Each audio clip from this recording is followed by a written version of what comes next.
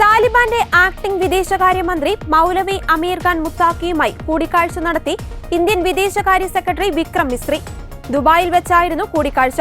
അഫ്ഗാനിസ്ഥാന് നൽകിവരുന്ന മാനുഷിക സഹകരണം, ഉഭയകക്ഷി പ്രശ്നങ്ങൾ, മേഖലയിലെ സുരക്ഷ എന്നിവയിൽ ചർച്ച നടത്തിയതായി വിദേശകാര്യ വക്താവ് രൺധീർ ജയ്സ്വാൾ എക്സിൽ കുറിച്ചു. ഇരു രാജ്യങ്ങളുടെയും കൂടിക്കാഴ്ചയിൽ സുപ്രധാന വിഷയങ്ങൾ ചർച്ചയായി. ഇരു രാജ്യങ്ങളും തമ്മിലുള്ള സഹകരണം ശക്തിപ്പെടുത്താനും ചർച്ചയിൽ ധാരണയായി. 800ഓളം അഫ്ഗാൻ അഭയാർത്ഥികളെ പാകിസ്ഥാൻ തടവിലാക്കിയെന്ന വാർത്തകൾ വന്ന് മണിക്കൂറുകൾക്കുള്ളിലായിരുന്നു കൂടിക്കാഴ്ച. അഫ്ഗാൻ അഭയാർത്ഥികളുടെ പുനരധിവാസത്തിന് സഹായമുണ്ടാകുമെന്ന് ഇന്ത്യ ഉറപ്പു നൽകി. അഫ്ഗാനുള്ള മാനുഷിക സഹകരണം തുടരും.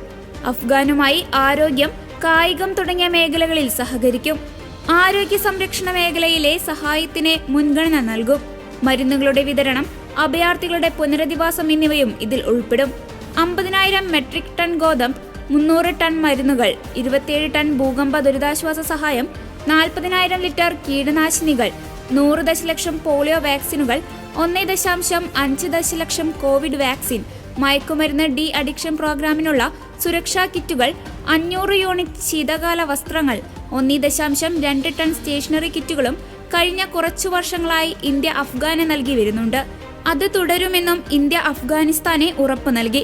അഫ്ഗാനിസ്ഥാനിലെ ജനങ്ങളുടെ ക്ഷേമത്തിനായി പ്രവർത്തിക്കുന്നതിനും അഫ്ഗാനെ അകമഴിഞ്ഞ് സഹായിക്കുന്നതിനും അഫ്ഗാൻ വിദേശകാര്യമന്ത്രി ഇന്ത്യയെ അഭിനന്ദിക്കുകയും നന്ദി അറിയിക്കുകയും ചെയ്തു.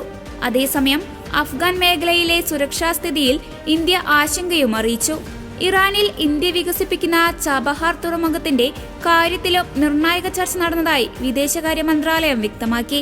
വാണിജ്യ വ്യാപാര ഇടപാടുകൾക്കായി ഇറാനിലെ ചാബഹാർ തുറമുഖം കൂടുതലായി ഉപയോഗപ്പെടുത്താനും ഇരു രാജ്യങ്ങളും തീരുമാനിച്ചു.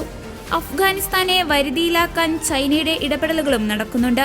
അഫ്ഗാനിലെ പ്രകൃതി വിഭവങ്ങളെ ലക്ഷ്യമിട്ടാണ് ചൈനയുടെ നീക്കം. 2023 സെപ്റ്റംബറിൽ ചൈന തങ്ങളുടെ അംബാസഡറെ കാബൂളിലേക്ക് അയച്ചിരുന്നു.